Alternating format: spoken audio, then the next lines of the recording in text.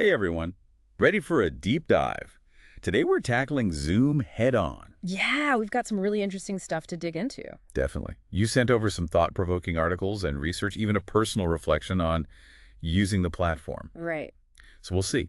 Is Zoom just a passing trend from the pandemic times, or is it something bigger? Yeah, is it here to stay? And if it is, what does that mean for us all? That's the question, isn't it? Big question. One of the things that really jumped out at me was this idea that Zoom's potential goes way beyond just those, day-to-day meetings. Like Yeah. Steve Cranford, he argues in Zoom fatigue, hyperfocus, and entropy of thought that Zoom could actually reshape how we think and how we work together. Okay, wait, hold on. Entropy of thought, what does that even mean? So it's this idea that our thinking gets kind of jumbled, less focused when we're constantly hit with information overload. Yeah, I feel that. Right. And Cranford, he's worried that because Zoom meetings are so rapid fire, with no real pauses or transitions. Kind of jump from thing to thing. Exactly. It might actually make it harder to really think deeply.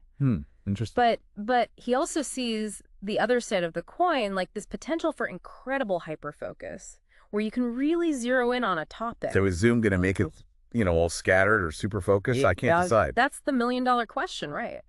Cranford, he points out that features like real-time voting, those virtual breakout rooms. I've seen those. Yeah, they could totally revolutionize how we make decisions and brainstorm. Imagine you're in a meeting and you can instantly poll everyone or split off into these smaller groups to hammer out details. All without leaving Zoom? All within Zoom. Yeah, I see how that would be efficient. Yeah.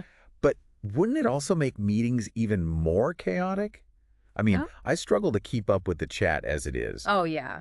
That's a valid point for sure. And Cranford, he acknowledges the potential downsides. Okay. He worries about losing that human touch in communication, if we rely too much on Zoom. Yeah, like those little cues we pick up in person. Right. The shared laughter, the Yeah. side conversations. Well, It's just harder to replicate online. Yeah. Sometimes you just need to be in the same room with someone to truly connect. Yeah, You know what I mean? absolutely. And it raises a big question. Is Zoom actually helping us connect, or is it kind of creating a barrier between us? Like a digital wall? I've been thinking about that a lot, especially when it comes to education. Hmm. We got this research here on using Zoom in undergraduate writing courses. And the results are pretty surprising. 90% of students said Zoom actually helped them understand and engage with the material. So if we kind of zoom out and look at the bigger picture, Zoom out. yeah, it seems like Zoom can be a really effective learning tool. But we should dive into those results a bit more. Okay. The research, it's called The Effectiveness of Media Zoom Meetings as Online Learning During the COVID-19 Pandemic. Yeah, T-title. And it specifically mentions that students found it helpful to be able to, rewatch lectures, Oh, that makes sense. participate in interactive polls and quizzes. Yeah, it's like having a personal tutor in a way. Exactly. You can go at your own pace, rewind if you miss something, and really engage with what you're learning. For someone like me who's always trying to learn new things, that's pretty appealing. Right. No more frantic note-taking in a crowded lecture hall.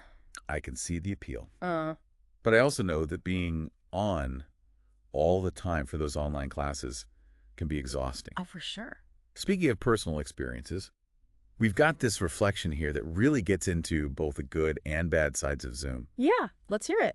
It's interesting, right? It's like this double-edged sword. Yeah. On the one hand, this person talks about how Zoom helped them stay in touch with friends, especially during lockdown, Uh-huh. even boosted their productivity because they could record meetings and take notes in their own way. I can see that. But then, There's the other side. right, they also talk about how draining it was to be on all the time for those online classes. Yeah, that feeling of constant presence, like the camera's always watching. Exactly, and that connects with what Guilherme de Silva Machado talks about in Zoom In on the Face.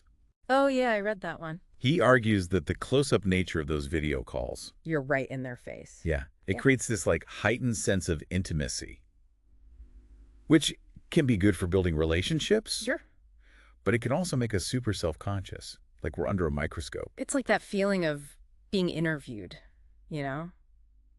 versus just hanging out with a friend. Exactly. You're presenting yourself differently, Even though it's just a video call. and that constant self-awareness can be tiring. Yeah. No wonder people talk about Zoom fatigue.